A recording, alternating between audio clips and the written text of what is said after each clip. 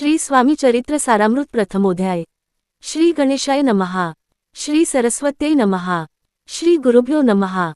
श्री कुलदेवताय नमः। श्री अक्कलकोट निवासी पूर्णदत्तावतार दिगंबर यतिवर्य स्वामीराजाय नमः।